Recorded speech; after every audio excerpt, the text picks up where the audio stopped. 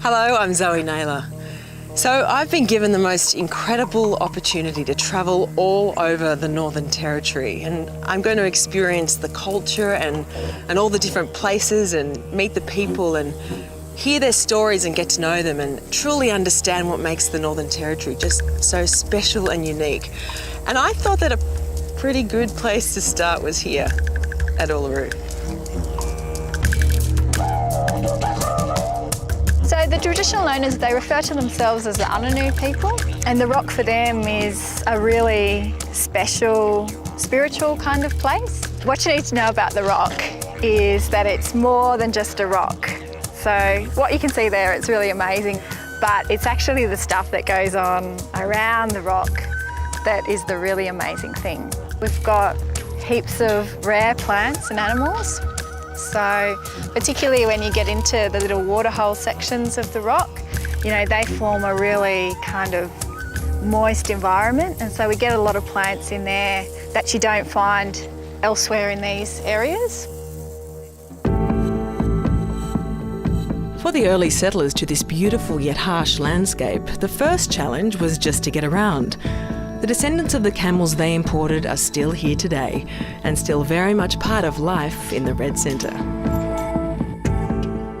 Camels were first introduced out here from 1840 onwards. They opened up and explored the dry interior parts of Central Australia. And how on earth did you get involved with camels?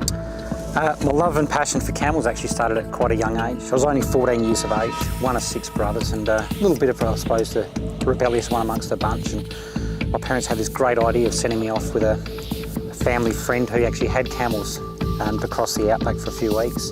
And I came home and told my mum I want one for my 15th birthday. And I got another 6 when I was 16, and I just went on from there. Until the age of 21, I'd cross every desert of Australia using camels. You could walk around out here for a lifetime and never discover it all. I'm very, very lucky that in the back door I've got Uluru and Katajuda World Heritage National Park, and no better feeling than riding camels around and have that as your backdrop.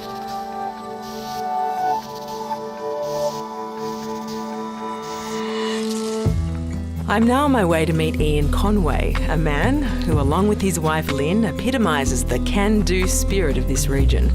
They built the hugely successful Kings Creek station, starting out with little more than a tarpaulin over their heads. There wasn't even a road. There was a bit of a dirt track, but it was not graded. And it's only in the last 30 years that we've seen development take place on, you know, very quickly as time's gone on. We've got a fairly large tourist park on our place, and what we've done is tried to keep it as natural as possible so people can still appreciate the outback. The other side of our activities is the animal side of it, where we muster cattle and camels and horses. It's a very busy life for us. We don't stop. So this pioneering spirit, does it run in your blood? I think so, yeah.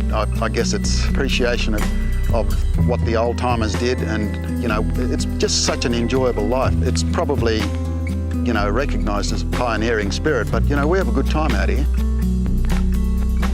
The next part of my journey is taking me to Alice Springs and to the world's first School of the Air, which still operates today.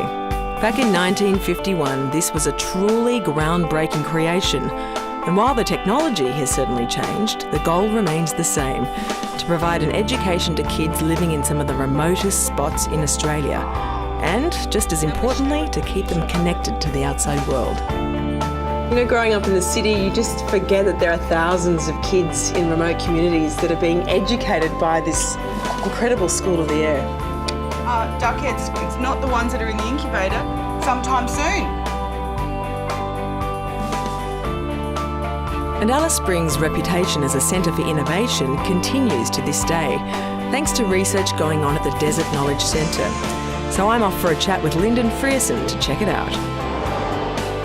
Driving out here, I was thinking, gosh, if you could just put solar panels in this region, we must be able to generate a lot of power. Absolutely. Look, we get more sunlight here in Central Australia than pretty much anywhere else in the world. When you look at the history of solar energy in this country, the first panels were being installed up around here 30 years ago, and what we're doing now is just taking all those lessons and bundling them together and working out more efficient ways of delivering it.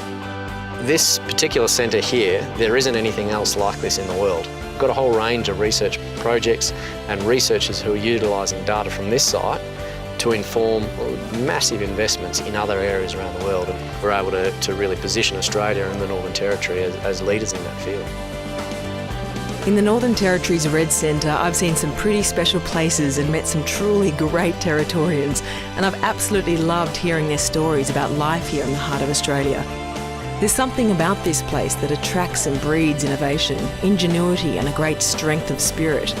And you only have to scratch the surface to discover the people are just as rugged and spectacular as the landscapes.